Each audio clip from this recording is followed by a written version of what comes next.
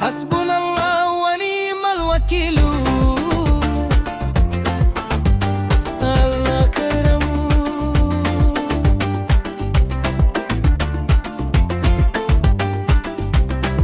حسبنا الله ونعم الوكيل. حسبنا الله ونعم الوكيل. حسبنا الله ونعم الوكيل.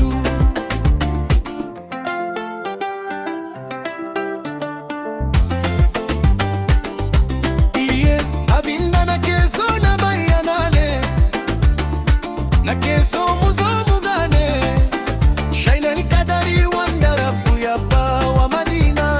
Mene laifina, mene laifina, idan nace madina. Mene laifina.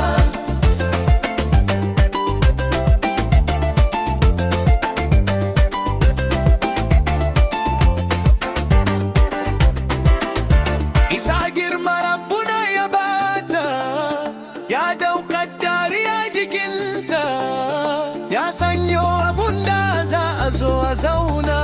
Mene laifina, mene laifina, idan na ce madina. Mene laifina.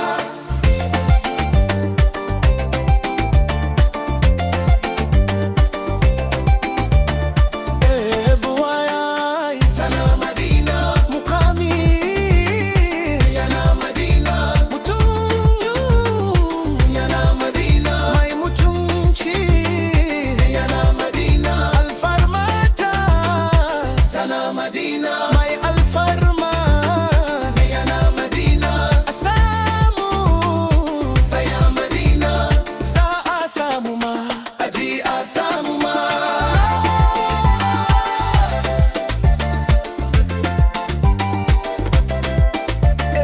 Anya in ka ganta saya da ce, anya in ka ganta saya da ce, mai gida in ka ganshi shi ni'ima ce, a bigire ka ganshi da mace, sa'ili yana zuwa ya zauna.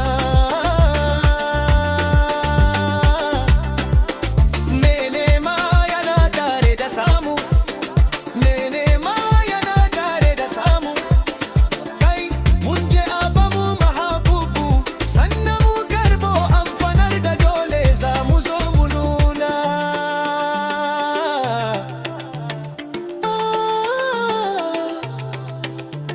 Idan na ce madina, mene laifina.